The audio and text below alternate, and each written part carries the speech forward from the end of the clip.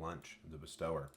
Now, Glunch presents himself as a friendly jellyfish that's here to be a loot bag and hand out goodies to the table, but that's not what this Glunch is about. See, our secret is we're trying to play Mana Dork every game turn 1. We're going to hit our land drops, so we're going to hit Glunch turn 2. And step, we're going to make 2 treasures, and if you're counting, that means on turn 3 you're going to untap with 6 mana.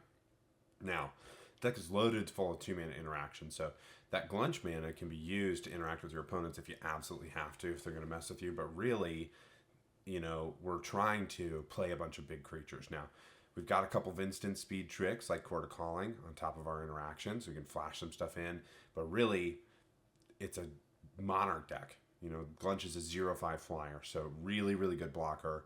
Monarch's going to help us generate some value. Same with Initiative. Initiative gives us so much value, and that final chapter in the Undercity is really what this deck is all about.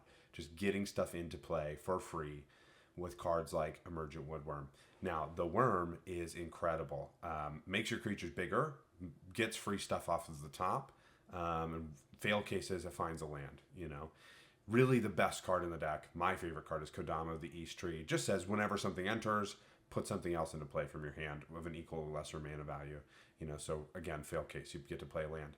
Really cool with cards like Gruff Triplets. So Gruff Triplets enters, makes 3 copies of itself. Well, they're all 6 mana. So you can put 3 6-mana permanents into play for free from your hand.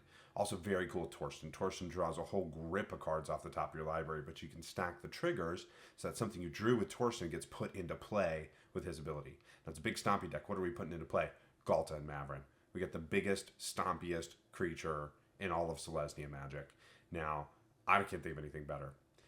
Legion Loyalty. Obviously, we've got a bunch of ETB triggers, so why don't we, you know, send all of our creatures at all of our opponents with Myriad and re-get all those ETB triggers. Now, you got this big board. How are you going to protect it, right?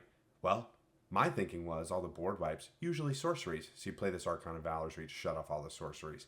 And then how do you just get them dead? Well, you need a Kamal. Kamal, overrun on a body, slap it into play for free with all of your big free play cheaty sorceries. And oh man, what a fun deck.